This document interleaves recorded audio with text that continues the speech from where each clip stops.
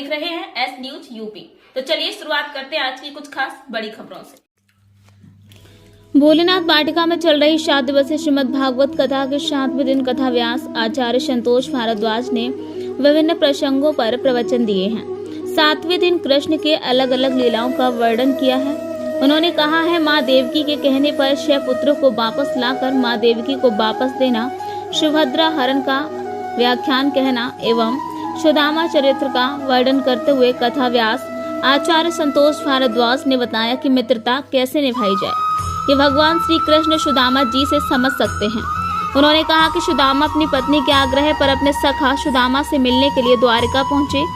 उन्होंने कहा कि सुदामा द्वारिकाधीश के महल का पता पूछा और महल की ओर बढ़ने लगे। द्वारपालों ने सुदामा को भिक्षा मांगने वाला समझकर रोक दिया। तब उन्होंने कहा कि वो कृष्ण के मित्र हैं। इस पर द्वारपाल महल में गए और प्रभु से कहा कि कोई उनसे मिलने आया है। अपना नाम सुदामा बता रहा है। जैसे ही द्वारपाल के मुंह से उन्होंने सुदामा का नाम सुना, प्रभु सुदामा सुदामा कहते हुए तेजी से द्वार की तरफ दौड़े। सामने सखा सुदामा को देखकर उन्होंने अपने सीने से लगा लिया। सुदामा ने भी कन्हैया कह करके उन्हें गले लगाया।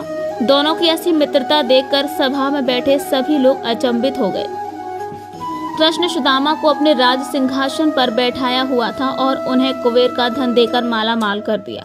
जब भी भक्तों पर विपदा आ पड़ी है, प्रभु उनका तारण करने अवश्य आए हैं। कथा व्यास ने कहा कि जो भी श्रीमद् भागवत कथा का श्रवण करता है उसका जीवन तर जाता है। 56 प्रकार के प्रसाद का भोग एवं आरती के बाद 7 दिवसीय श्रीमद् भागवत कथा का समापन किया गया। इस दौरान पंडित मनीष भारद्वाज, डॉक्टर टी.एस. पाल, सुशील, भोलेनाथ, बीना, प्रतीक, शकुंतला देवी, महिमा, सुभाष चंद्र, चारू गुप्ता, अशोक, हरीश, मनोज, सुधीर, सरिता आदि लोग उपस्थित हुए।